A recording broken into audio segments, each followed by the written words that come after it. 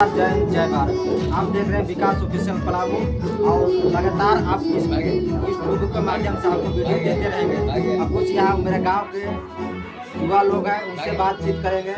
Sir, आप जो भरवई गांव में हर तरह के नेता आता है चुनाव में, तो इसके बारे में आप क्या बोलना चाहते हैं? और यहाँ के अब रोड बहुत दिन से नहीं बना हुआ, तो इसके बारे में क्या बोला और क्या क्या परेशानी है?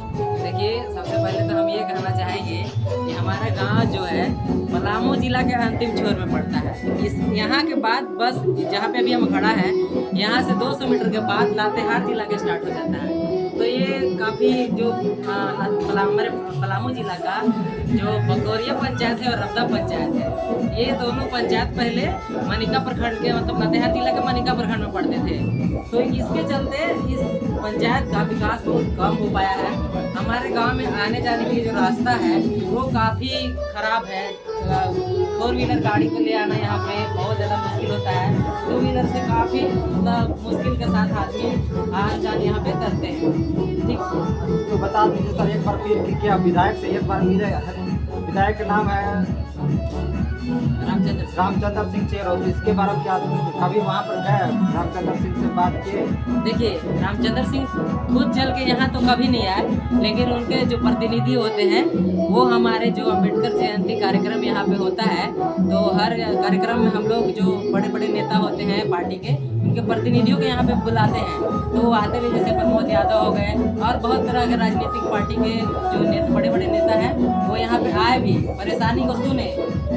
वोट के समय तो वोट मांगने वो आते हैं कि यहाँ पे आएंगे तो रोड बनवा दिया जाएगा, या फिर बीजेपी के यहाँ पे जो हरिकृष्ण सिंह है ये हो गए, फिर रामचंद्र सिंह के जो कार्यकर्ता होते हैं वो वोट के समय आते हैं, वोट मांगने के लिए हाथ जोड़ के बोलते हैं कि हम वोट दे दीजिए, इस बार हम लोग रोड बना दिया जाएगा। लेकिन इसका काम जो होता है, जब वो लोग जीत जाते हैं तो कभी भी मतलब इंटरेस्ट नहीं दिखाते हैं कि रोड बनाया जाए या फिर इस क्षेत्र में विकास किया जाए। भले वही गाँव जो है यहाँ पे मतलब हर घर में सर्विस मैन लोग हैं, लेकिन फिर भी आज लोग बाहर पलायन कर जाते हैं। घर में मतलब गांव में घर बनाने नहीं चाहते क्योंकि यहाँ का रोड का जो स्थिति है काफ़ी ख़राब है। तो सर आप बता दीजिए एक बार फिर, यहाँ के युवा बेरोजगार से परेशान बहुत है, हर तरह का काम करने के लिए 7,000 में मजबूर युवा है। तो युवा जो बेरोजगार है उसके बारे में आप क्या बोलना चाहिएगा? देखिए, बेरोजगारी तो हमारे देश में चरम सीमा पर है। ऐसा नहीं है कि सिर्फ हमारा गांव या हमारा पंचायत या हमारा राज्य या जिला बेरोजगारी की भुखमरी से बढ़ रहा है। ये बेरोजगारी हमारे देश में बहुत ज़्यादा मतलब कितना परसेंट, देश में पूरा 4% जॉब मिलता है, सरकारी जॉब। 96% जो लड़का लोग है वो भी आज बेरोजगार है, अपना कोई बिजनेस खोल के काम कर रहा है या फिर किसी तरह का काम कर रहा है। उसी तरह से यहाँ के लोग भी जो हैं तैयारी तो करते हैं, लेकिन जो सरकारी जॉब है वो बहुत कम होने के कारण मतलब लोगों को पोस्ट नहीं मिल पाता है।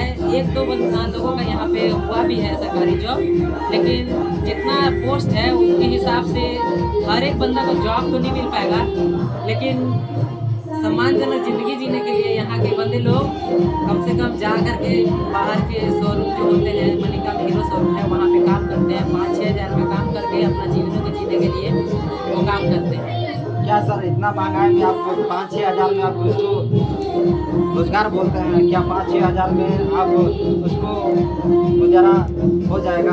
जी नहीं, 5-6 हज़ार आज के ज़माना में तो खर्चा कर देते हैं लोग। 5-6 हज़ार मतलब कि 200 रुपया होता है, 200 कुछ रुपया होता है। 200 में आज के ज़माना में क्या मिलता है? कुछ नहीं। 1 लीटर तेल का दाम आज 160 रुपया है। तो इस हिसाब से तो बहुत कम है 5-6 हज़ार जॉब में मतलब काम करना। तो इस सर जो बेरोजगार 5-6 हज़ार जो कमाता है लड़का, उसको परेशानी किस तरह से सरकार से आप मांग करें कि इस आपको रोजगार लाइए और बेरोजगार दूर हो जाएगा? हम सरकार से ये मांग करना चाहेंगे कि ज़्यादा से ज़्यादा पोस्ट में वैकेंसी निकाला जाए, ताकि सभी योग्य बच्चे को जो पढ़ाई लिखाई में बहुत ज़्यादा टाइम देते हैं उनका जॉब सिलेक्शन नहीं हो पाता है, तो पदों की संख्या बढ़ाई जाए ताकि ज़्यादा से ज़्यादा बच्चे अपने नौकरी को प्राप्त कर सके और अच्छा जीवन जी सके। सर, बेरोजगार लड़कन का किस तरह से परेशानी झेलना पड़ता है, इसके बारे में आप कुछ बता सकते हैं? बहुत ज़्यादा बेरोजगार लड़कों को परेशानी झेलना पड़ता है। जैसे कि मान के चलिए, वो अगर कोई लड़का है, अगर उनके मम्मी पापा गांव के जो लोग रहते हैं, जानते हैं, आप खुद जान रहे हैं, आप खुद एक गांव के लड़का है, मतलब एक गांव के मजदूर का ही लड़का है, पापा लोग बाहर काम करते हैं तब घर में खाना पानी चलता है या फिर बच्चों का पढ़ाई चलता है। और बाहर में रह के पढ़ाई करने के बावजूद भी कम पोस्ट होने के कारण बच्चा लोग नौकरी नहीं ले पाते हैं और मम्मी पापा का पैसा बर्बाद होने के साथ साथ वो कोई जॉब मतलब कोई अपना स्किल पे काम नहीं करके सिर्फ पढ़ाई में ध्यान देते हैं और जॉब नहीं हो पाता है, जिसके चलते बच्चों में काफ़ी निराशा देखी जाती है।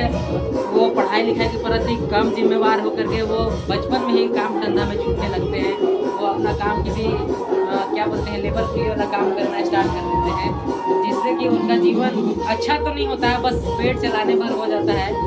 और मान के चलिए किसी का अगर 2-3 बहन है, वो बच्चा बिल्कुल मतलब पढ़ नहीं सकता है, उसका जिम्मेदारी बचपन से ही उसके सर में आ जाता है, क्योंकि उसके पापा मान के चलिए 400 रुपये में काम करेंगे तो कितना होगा, बहुत कम है, कुछ नहीं हो पाएगा। सर एक बार फिर बता दीजिए, यहाँ का युवा इतना व्यस्त है कि और माँ बाप इतना गरीब है कि लड़का खुद मैट्रिक पास करता है, इंटर पास करता है, उसके बाद बीए में एडमिशन नहीं कराने पाता है पैसा की वजह से। तो लड़का क्या स्थिति बीए पास नहीं करना चाहिए? देखिए